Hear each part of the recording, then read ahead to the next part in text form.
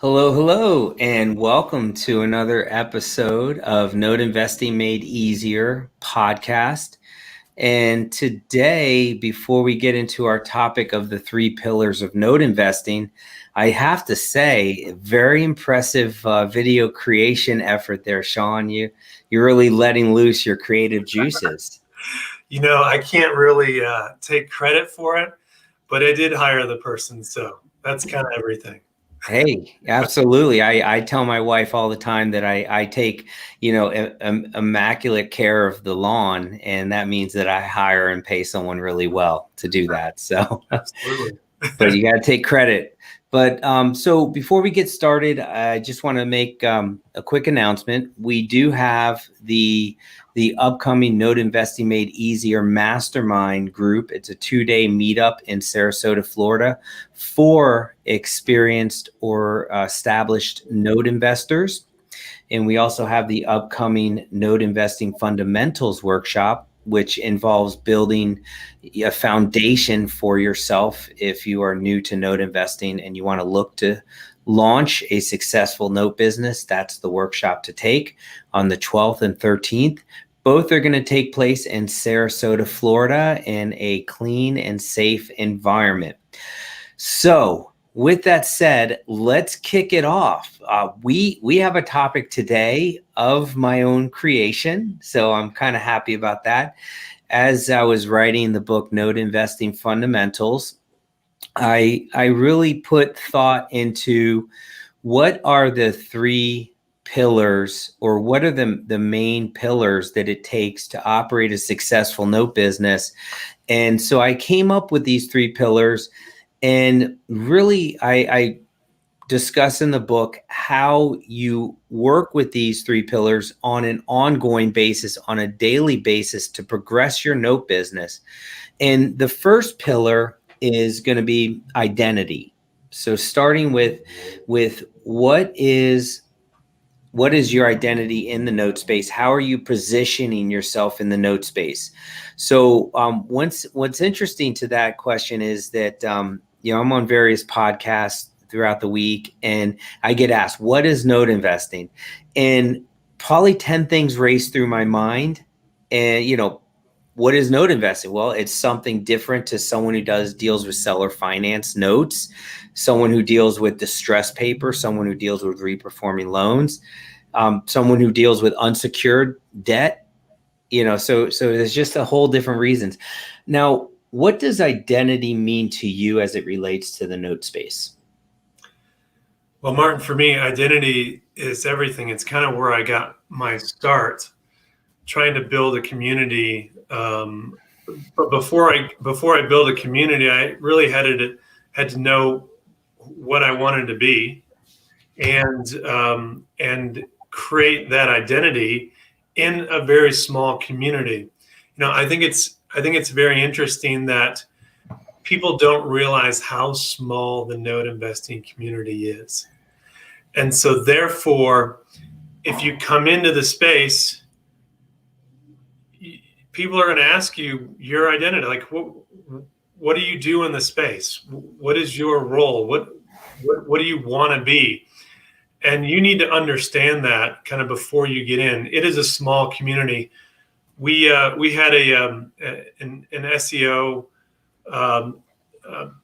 partner that was kind of working with us on a website, and they kind of helped us kind of understand the number of Google searches on note investing, and it was just a staggering low number from a Google search perspective. And so the community is very small, therefore identity is critical. So understanding, how you're going to operate in the space, what your buying parameters are. So what types of notes you're going to buy, what's the objective you have for your company?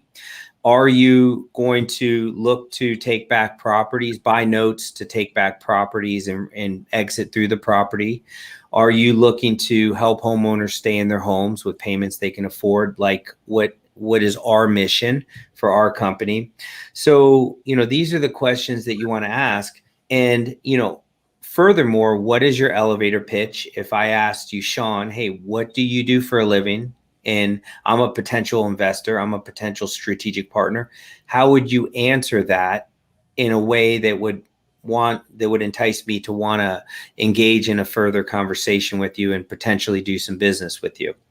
So these are the questions. And then developing marketing material, developing a pitch sheet that's more formalized way of presenting what you and your company are offering. Some of those are tools for the identity piece. And so for me, it's because it's a small niche community, everybody in the community knows what I'm looking for. They know that I buy junior liens. They know that I buy reperforming loans.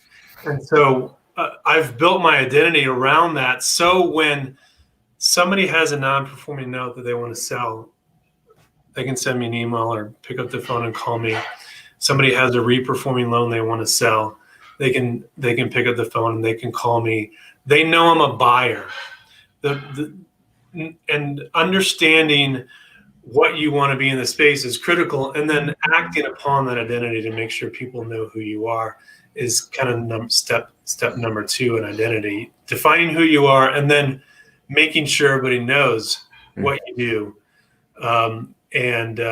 Those are critical pieces for us. Yeah, and then obviously the more you transact, the more that you will grow that reputation and that identity within the space. And so that kind of leads to the next pillar, and that is pillar number 2. Actually, I goofed that up, is mechanics. So I believe this is where most people come in to the space, and they start and they stop. So they are technicians. So as like Michael Gerber talks about in E-Myth, they work on the cars versus own the mechanic shop. And so you see a lot of individuals on Facebook, LinkedIn, and they post a lot of articles, and they know their business, they know their craft. However, they don't have an operation that's scalable, that's going to allow for, rapid growth within the space. And that's fine. Everyone's kind of running at their own speed. And at the end of the day, though, you need to have a grasp on mechanics. And what's your thought on the pillar of mechanics? Mechanics is a critical piece of taking these assets that a bank had zero value for, and actually turning it into money, right? That's the operation. That's the factory by where we live and die by. And so for me, when I first started in the space, I had to learn the mechanics. Like that's like foundation number 1. And so mechanics is so critical, and that's really the how do I buy, how do I work out, how do I turn this asset that somebody didn't have any value for into gold? How do I refine it? And that takes time, experience, on-the-job training. It takes getting your hands dirty. I was an asset manager with my own assets for years, right? Scrubbing BK cases, working with borrowers on the phone, you name it. Everything our asset managers do today on a daily basis, I've done it. And it's very difficult for me and you to lead a team of people without being an expert mechanic at some point in our journey. And it's interesting because you start by saying that mechanics are very much in play on the sourcing front. So what you do on a day-to-day operations, what you do on a day-to-day basis is how I would define the mechanics of note investing. And it starts with sourcing. So engaging with the right people so that you have the right types of opportunities that come your way. And then you move into due diligence, having a well-documented, thorough process by which you perform due diligence so that you understand what you're buying before you buy it. And then also too, the post due diligence, right? So how are you pricing that asset? What are the return projections given the various exit scenarios? how are you handling negotiations, contract negotiations from a purchase sale agreement, on to the transition of receiving collateral, and this is all prior to asset management kicking in, and whereby you're actually trying to convert the asset from a non-performing state into a performing state. So mechanics is where I believe most people spend most of their time. And what happens though is that if you neglect the identity piece, then you probably will have trouble growing the circle that you operate in. And to be honest with you, I mean, this is where I started. I started in the same way I'm saying that, that most people start. So it's not to say, hey, I figured out this master plan, and I bypassed how most people kind of come into the space. So this brings us to our third pillar, which is community. And so what are your thoughts on the subject of community as it relates to building your note business? Community it's a pillar, right? I mean, it's holding up one part of the building, right? So it is critical. And the community, like, there's a lot of things that are changing in our space, right? It changed recently with the pandemic. It's changing week by week by week. And so to be able to pick up a phone and talk to somebody who's dealing with some of the same issues you are, the change, and being able to bounce ideas off each other, being able to say, hey, this is how I solve for this problem, or giving advice to somebody as to how I may have solved the problem internally for us. Being able to use that community to get stronger together as the industry changes week by week, month by month, year by year. It's a critical part in the development of you as a note investor. So community is critical. There's some key people that I lean on a weekly basis. Some people I reach out to on a monthly basis to see what's going on, and it's holding up one part of the building for sure. If you don't have it, you've got problems. Yeah. So, thank you for that, Shawn. So what's interesting with community is you kind of hit it on the head, right? Like who you need to surround yourself with. When I think of community, I think of the opposite. I think, who do I need to box out? Like who do I need to keep out of my circle as I grow it? So I think more about the weeds in the yard versus the grass that's going to grow. So I don't know, maybe I'm screwed up that way, but so it comes down to, I'll give you an example. I was talking to a young lady, and she's new coming into the industry, and she was talking to someone who's part of a fund, a note investing fund. And they were telling her, oh, you don't want to get involved in note investing.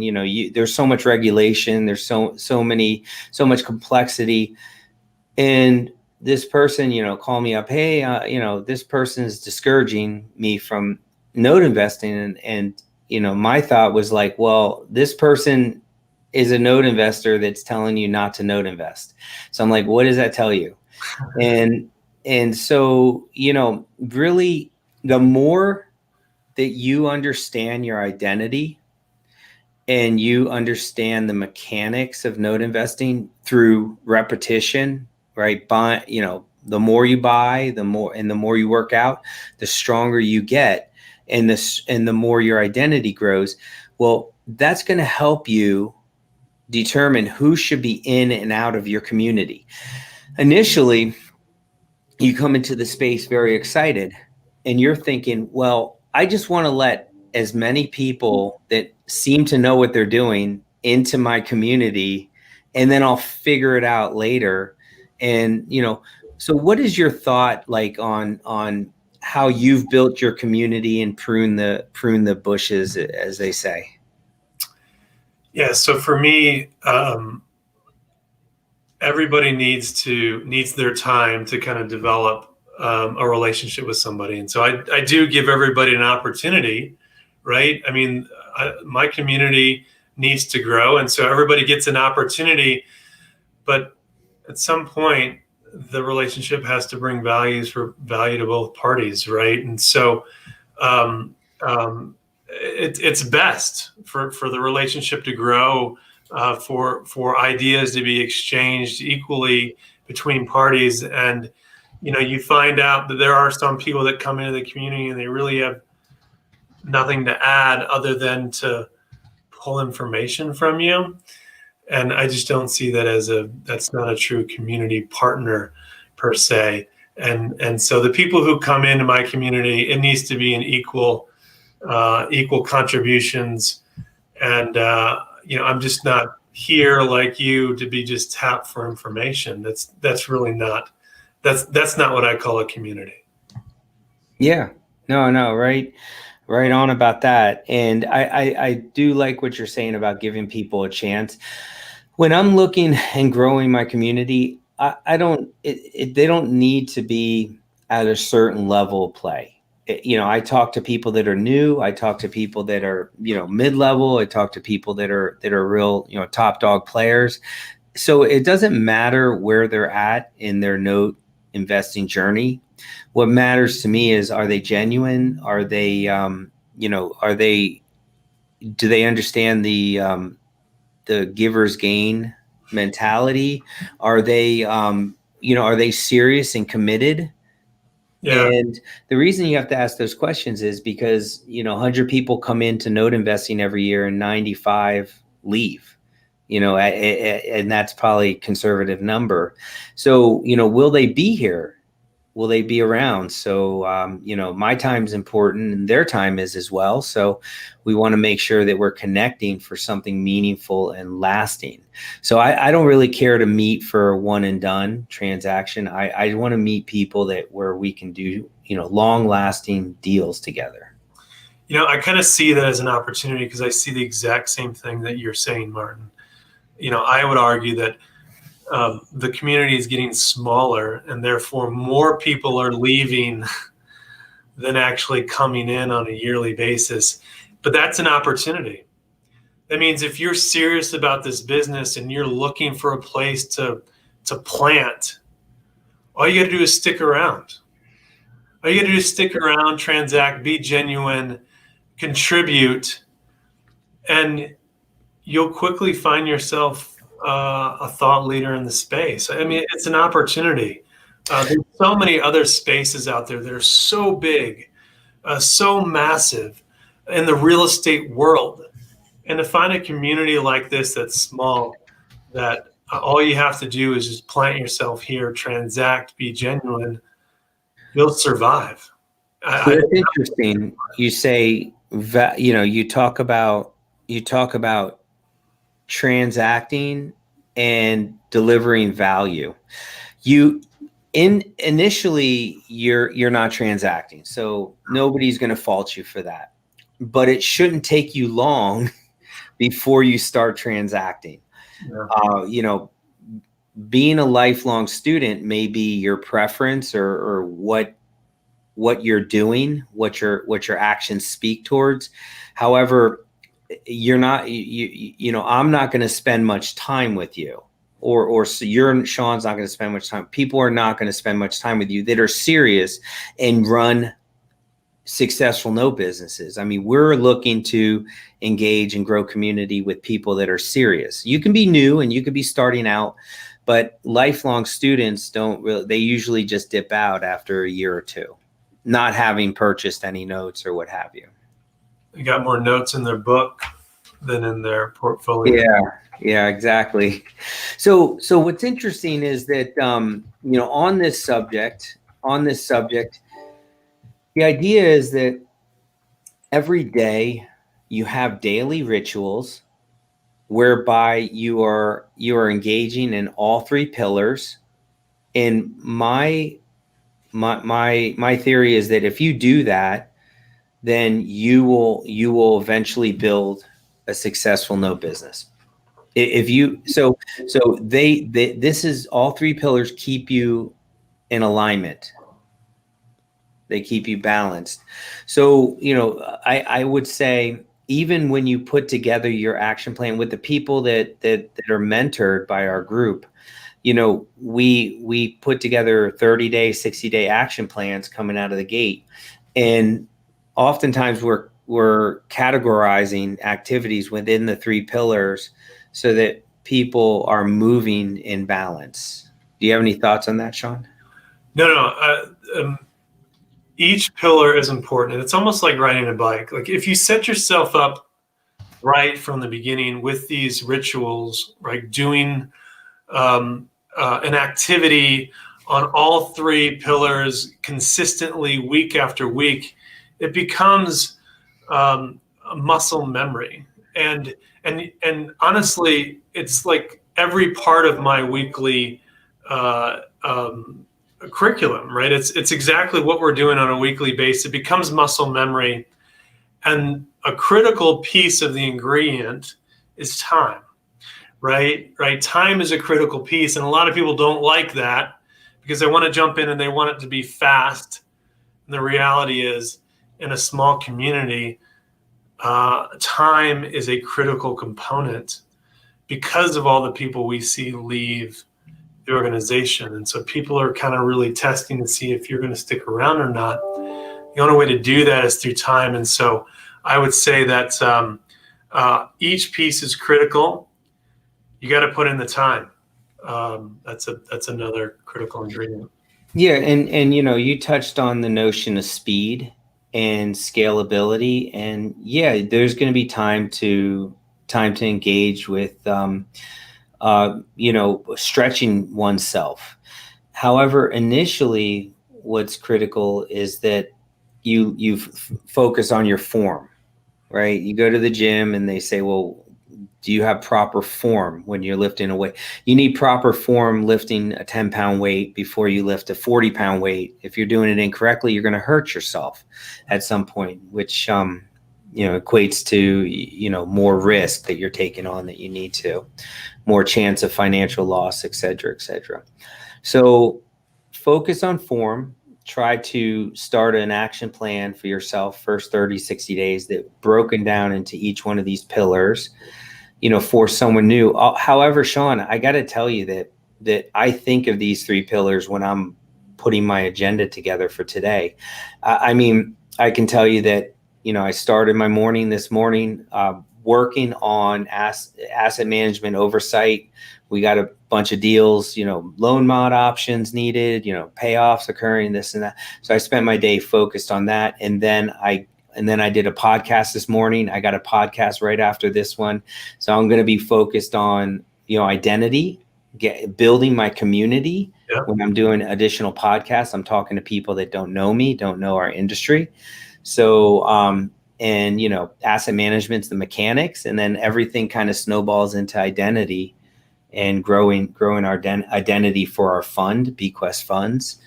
So, this is how I live my life now as someone who's been doing this for a while. Yeah. And whether it's in note investing or raising capital or whatever we take on as an organization, right? You can almost take these pillars and kind of say, let's move them into another industry. It still works. It's still critical. Whether it's note investing or flipping properties or whatever, selling a product, it's all the same mechanics that's critical to being successful. Great. Well, thank you, Shawn. Our time is up for today. We encourage everyone to subscribe to Note Investing Made Easier, the YouTube channel. Yeah. So you just go to YouTube and type in Note Investing Made Easier, and you can subscribe, and you'll get a bunch of other videos and content that we do. And I want to thank everyone for joining us today. And Shawn, any closing thoughts? No, Martin, this is the last day of the month, the most exciting day in our organization. We'll kind of look back and high five our team and just look at the progress. So I'm always excited about the last day of the month for sure. Celebrate the wins. Yeah. Awesome. That will be another podcast. Take care, everyone. Be safe, be good, and we'll talk to you next week.